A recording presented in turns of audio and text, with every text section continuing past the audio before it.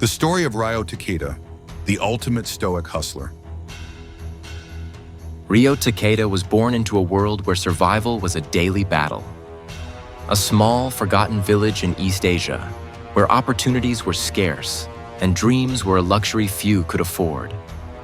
He grew up watching his parents struggle, their hands calloused from years of labor, their eyes tired from endless worry. But even as a child, Ryo knew he was destined for more. One cold night, sitting by a dimly lit oil lamp, he made a promise to himself. He would not let his circumstances define him. He would rise, he would build, he would become something greater than the world expected. And so his journey began, the journey of a Stoic hustler. Part 1. Mastering the mind. A shift in perspective. The first battle was not with the world, but within himself. Ryo understood early that life would not hand him success. The storms would come, the obstacles would rise, and people would doubt him. But he also knew this: pain was not his enemy. It was his teacher. The impediment to action advances action. What stands in the way becomes the way. Marcus Aurelius. When others complained about their hardships, Ryo embraced his. He saw every challenge as a test of his patience, his discipline, his will. He rewired his mind to see failure not as an end, but as a lesson, and setbacks not as curses, but as stepping stones. One day, after yet another rejection from a potential investor, Ryo did not curse his luck. He smiled. He had learned something valuable. He wasn't ready yet. And so he sharpened his skills, refined his strategy, and knocked on another door. Part 2. The power of discipline. Showing up. No matter what. Ryo knew that hustle without discipline was nothing but wasted energy.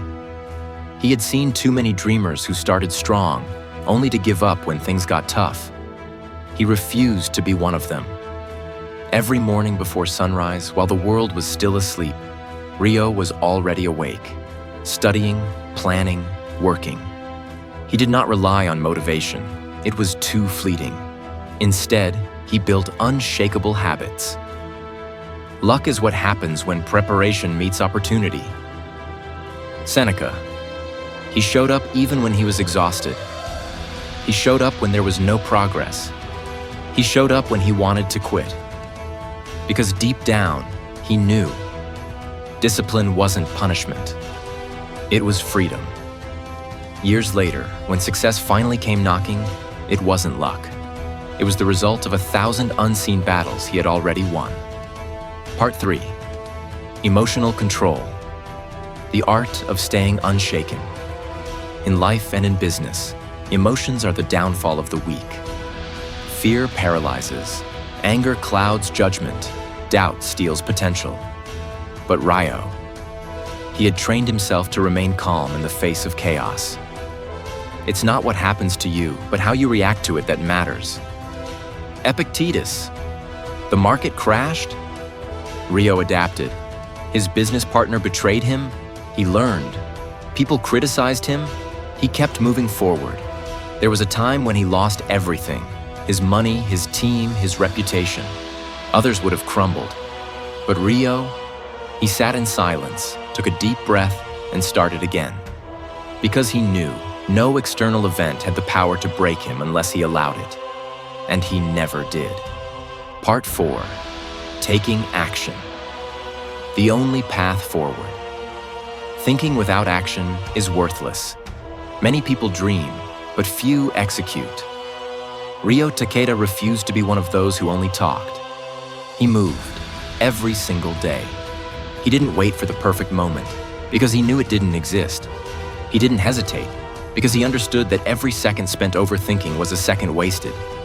While we waste our time hesitating and postponing, life is slipping away. So he built. He failed. He built again, and again, and again. Until one day he stood at the top, not because he was smarter, not because he was luckier, but because he had the courage to start when others hesitated. Ryo Takeda's story is not just his own. It is a story for everyone who dares to rise above their circumstances, for those who refuse to be victims of their past, for those who are willing to put in the work, to control what they can, and to let go of what they can't. So now, the question is, what about you? Will you continue waiting for the right time, the right opportunity, the right feeling? Or will you decide, right now, to take control of your life? Decide, commit, hustle, and stay stoic. If this message resonates, subscribe for more. And remember, the obstacle is the way. Now go. Build and conquer.